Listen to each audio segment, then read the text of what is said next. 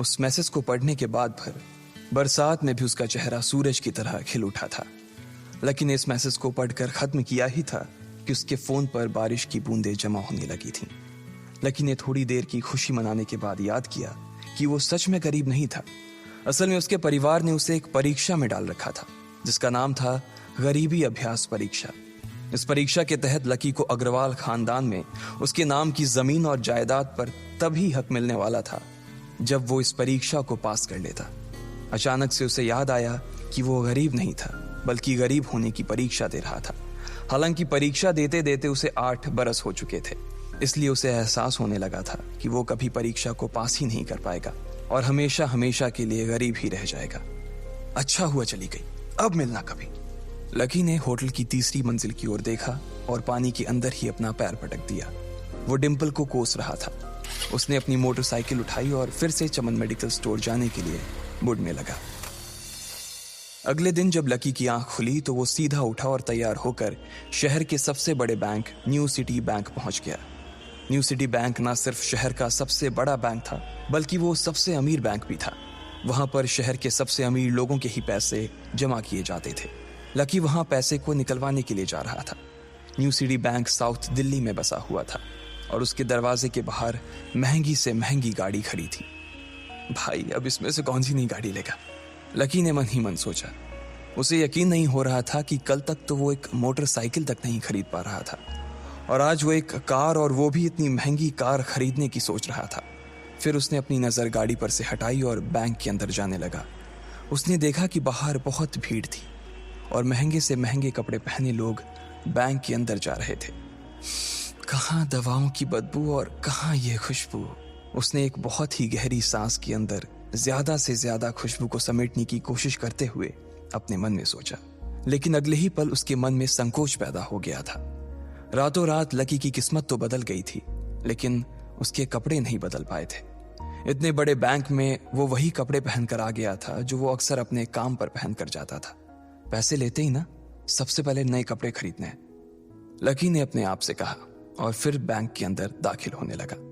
जैसे ही उसने दरवाजे को धक्का दिया, उसे आवाज आई, आउच! लकी थोड़ा सा हड़बड़ी में दिखाई दे रहा था और इस जल्दबाजी के चक्कर में वो एक लंबे बाल वाली लड़की से जा टकराया था जो कि उसके बगल में ही चल रही थी। माफ करना, मैं आपको देख नहीं पाया, सॉरी। लकी ने तुरंत उससे हाथ जोड़कर माफी मांगते हुए कहा। उस लड़की ने इतने अच्छे कपड़े पहन रखे थे कि उसे देखकर ही लग रहा था कि वो किसी अमीर घराने की लड़की थी, इसलिए सॉरी बोलते वक्त ना चाहते हुए भी लकी के हाथ उसके सामने जुड़ गए थे। लेकिन जब उस लड़की ने लकी के कपड़े और उसके हुलिये को देखा तो उसने अपनी नाक भौं सिकोड़ ली। वो लगभग हर रोज इस बैंक में आया और जाया करती थी, लेकिन उसने आज तक इस बैंक के अंदर लकी जैसे फटीचर आदमी को घुसते हुए नहीं देखा था। उसके बालों में से आंवले के तेल की गंध आ रही थी। उसने गुस्से भरी नजरों से लकी की ओर देखा और बोली, क्यों नहीं देख पाए? मैं क्या ट्रांसपेरेंट हूं?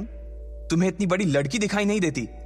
इससे पहले कि बात आगे बढ़ती, उस लड़की ने देखा कि इस बैंक की मैनेजर यास्मीन पटेल उन दोनों की ओर बढ़ी चली आ रही है। उसने भी लकी को देखकर वैसी ही शक्ल बनाई थी जैसी शक्ल उस लंबी लड़की ने बनाई थी। I am so sorry miss, आपको कहीं लगी तो नहीं? यास्मीन ने उस लड़की से पूछा और फिर घिन्न भरी नजरों से लकी की ओर देखने लगी। लकी तमतमाती आंखों से उन दोनों को देखा जा रहा था। वो जानता था कि उसने इतनी जोर से भी दरवाजा नहीं खोला कि उसे चोट लग जाए, लेकिन असल में उसे यह मालूम नहीं था कि वो लोग उसे नहीं बल्कि उसके कपड़े को देख रहे थे। यास्मीन ने लकी को ऊपर से नीचे तक देखा और ना जाने उसके मन में क्यों शक पैदा हो गया। क्या आप मुझे बता सकते हैं कि आप यहाँ पर किस काम से आए हैं? यास्मीन ने बड़ी मुश्किल से अपने चेहरे पर एक मुस्कान लाते हुए कहा। वो उसका हुलिया देखकर ही समझ गई थी कि वो यहाँ का कस्टमर तो नहीं था। लकी ने अपने आप को संभाला और कहा, हाँ, वो मैं अपना पैसा निकलवाने के लिए आया था।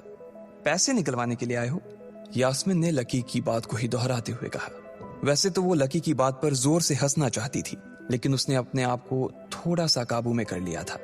लकी की बात सुनकर उसे लग रहा था कि वो कोई पागल था जो यहाँ जबरदस्ती घुसा चला आ रहा था। हाँ, तो क्या आपके पास कार्ड है? यास्मीन ने उससे आगे पूछा। न्यू सिटी बैंक का कार्ड हासिल करना एक बहुत ही मुश्किल भरा काम था। अगर किसी को भी उस बैंक का कार्ड लेना था तो सबसे पहले उस आदमी को अपने खाते में कम से कम 5 लाख रुपए जमा करवा कर रखने पड़ते थे, तब जाकर उसे कहीं कार्ड मिलता था। लेकिन लकी तो पहली बार ही यहाँ आ रहा था, इसलिए उसके पास कार्ड होने की कोई संभावना ही नहीं थी। लकी जब यास्मीन के सवाल का जवाब नहीं दे पाया तो यास्मीन ने फिर उससे पूछा, मैं पूछ रही हूं कि आपके पास कार्ड है? वो समझ गई थी कि लकी पागल ही था जो कहीं से भागकर सीधा उनके बैंक में आ गया था। कार्ड नहीं मेरे पास। लकी ने उसके सवाल का जवाब दिया और वो फिर इधर उधर देखने लगा। जैसे ही उस लंबे बालों वाली लड़की ने लकी का जवाब सुना तो वो खिलखिलाकर हंस पड़ी। यास्मीन को तो सिर्फ लग रहा था कि वो पागल है, लेकिन वो लड़की तो अपने मन में मान चुकी थी कि यह लड़का कोई पागल ही है जो कहीं झोपड़ पट्टी से यहां आ गया है। इससे पहले कि आगे कोई कुछ कह पाता, उस लंबे बालों वाली लड़की के पिता वहां आ गए और बोले, चलो बेटी। उनके हाथों में कुछ कागजात थे। लकी ने देखा कि उन्होंने महंगा सा सूट पहन रखा था। उस लड़की ने यास्मीन के दोनों हाथों को पकड़ा और बोली, यास्मीन देखो, अगर इस तरह के सड़क छाप लोग तुम्हारे बैंक में ऐसे ही घुसते चले आए ना और बाकी कस्टमर्स को परेशान करने लगे तो तुम्हारे बैंक की इमेज और उसके शेयर्स दोनों को काफी नुकसान होगा। एक मैनेजर होने के नाते तुम्हें इन सब चीजों का ध्यान रखना चाहिए। मुझे उम्मीद है कि आगे मेरे साथ ऐसा कुछ नहीं होगा। उस लड़की ने कहा और अपने पिता के साथ बैंक के बाहर चली गई। अपना ध्यान रखना कोयल मैडम, मैनेजर ने उसकी गाड़ी तक छोड़ने के लिए आते हुए कहा। आज तो वो बाल बाल बच गई थी। कोयल और उसके पिता इस बैंक के सबसे पुराने और सबसे वफादार कस्टमर्स थे। अगर आज यास्मीन उन्हें नाराज कर देती और वो उसके बैंक से अपना खाता बंद करवा देते तो शायद यास्मीन की नौकरी तक जा सकती थी। और यह सब हो रहा था उस पागल लकी की वजह से। इसे जल्द से जल्द यहां से भगाना पड़ेगा, यास्मीन ने अपने आप से कहा और फिर बैंक के अंदर आने लगी। यास्मीन उसे अपने बैंक से बाहर निकालने के तरीके के बारे में सोच रही थी, मगर जैसे ही वो बैंक में दाखिल हुई उसने देखा कि लकी वहां था ही नहीं। अरे, अब ये कहां चला गया? उसने अपने आप से पूछा। वो इधर उधर देखने लगी, लेकिन लकी वहां भी नहीं था। यास्मीन को अच्छे से पता था कि वो उसके सामने तो बाहर नहीं निकला था। इसका मतलब था कि वो बैंक के अंदर ही था, लेकिन यास्मीन उसे ढूंढ नहीं पा रही थी।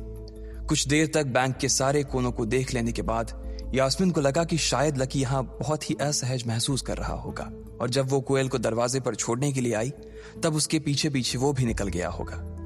चलो जान बची, यास्मीन ने अपने आप से कहा और अपने केबिन में आकर बैठ गई। जैसे ही उसने आज के दिन की पहली फाइल उठाई थी उसे किसी एक की झलक दिखी। ये कोई और नहीं बल्कि लकी ही था। अरे, ये कहां छिपा हुआ था? यास्मीन ने अपने आप से ही कहा और तुरंत फाइल को टेबल पर रखकर वो ऑफिस के बाहर आ गई। उसने देखा कि लकी बैंक के वीआईपी लॉन्ज के बाहर खड़ा था और उसके खंबे की आड़ की वजह से वो यास्मीन की नजर से बाहर हो गया था। अब यास्मीन को तो वो मिल गया था, लेकिन उसके लिए उससे भी बड़ी एक और मुसीबत खड़ी हो गई थी। लकी जिस कमरे के बाहर अभी खड़ा था उस कमरे के अंदर शहर के सभी रईस लोगों का उठना बैठना था। बैंक के सिलसिले में या फिर किसी दूसरे काम के सिलसिले में वो सभी लोग यहीं आकर बात किया करते थे। उस कमरे के अंदर जो लोग बैठे थे उन सबके करोड़ों रुपए इस बैंक के खाते में जमा थे। अब अगर ऐसे में लकी वहां घुस जाता तो सब लोग मिलकर यास्मीन की गर्दन पर चढ़ जाते। रुको, जहां हो वहीं खड़े रहो, यास्मीन जोर से और साथ ही गुस्से से चिल्लाई। बाकी के लोग जो वहां खड़े थे वो यास्मीन की ये चीख सुनकर डर गए थे।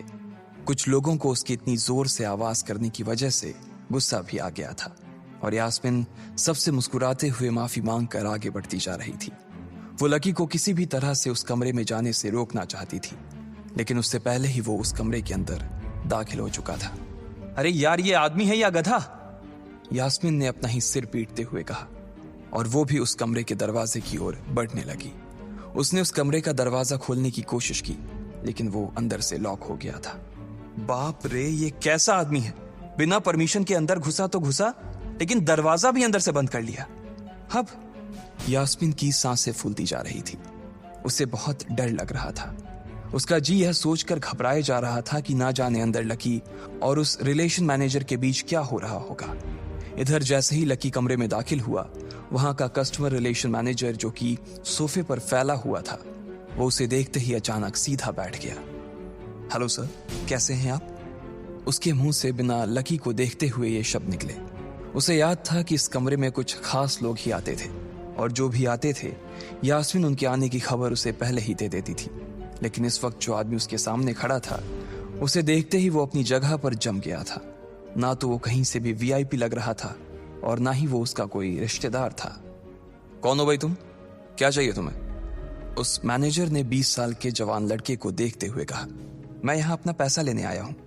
लकी ने सीधे मुद्दे की बात को मैनेजर के सामने रखते हुए कहा, तुम्हारे पास हमारा सुप्रीम कार्ड है? मैनेजर ने उससे ऊपर से नीचे तक देखा और पूछा, नहीं नहीं, मेरे पास कोई कार्ड नहीं है। लकी ने कहा, तो फिर हम तुम्हें कोई पैसा नहीं दे सकते। चलो अभी दरवाजा खोलो और सीधा बाहर निकलो। मैनेजर ने कहा और सोफे पर से उठ गया। नहीं, मैं अपना पैसा लिए बिना नहीं जाऊंगा यहां से। लकी भी जिद पर अड़ गया। अरे बोला ना, बिना कार्ड वाले को पैसा नहीं मिलता है, और वो भी पैसा होगा तब तो मिलेगा ना। मैनेजर ने उसके करीब आते हुए कहा, अरे पैसा है तभी तो निकालने आया हूं सर। लकी ने कहा, देख फालतू की बहस मत कर सुबह सुबह, वरना मैं सिक्योरिटी को बुला लूंगा तो वो लोग मार मार कर बाहर निकालेंगे तुझे। लकी यह सुनकर घबरा गया था। मैनेजर के चेहरे का गुस्सा उसे साफ नजर आ रहा था, लेकिन ऐसा भी नहीं था कि वो झूठ बोल रहा था।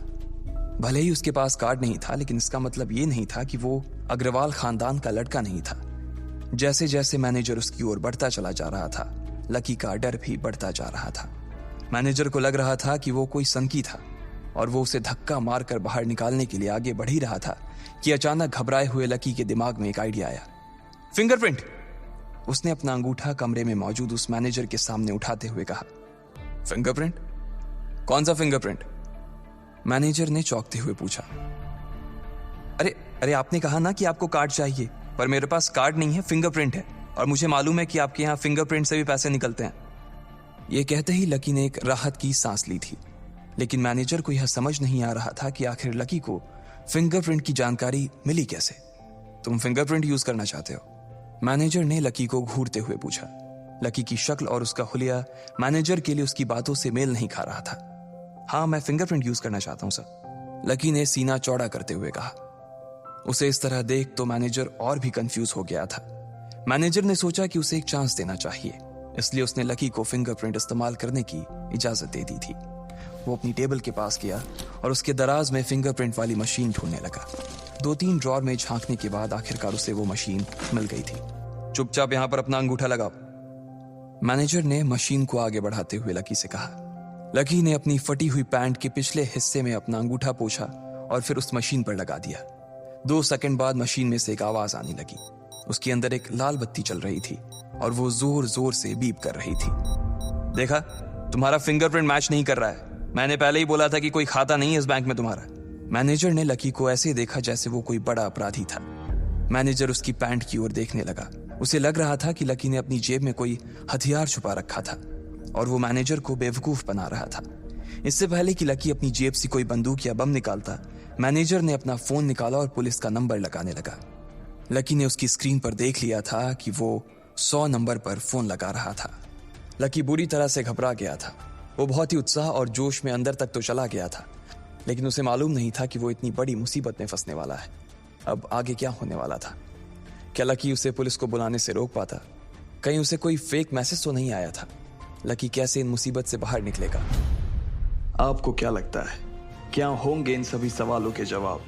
कमेंट बॉक्स में कमेंट करके जरूर बताएं, और सभी सवालों के जवाब को जानने के लिए सुनते रहिए इंस्टा मिलीनियर सिर्फ पॉकेट FM पर।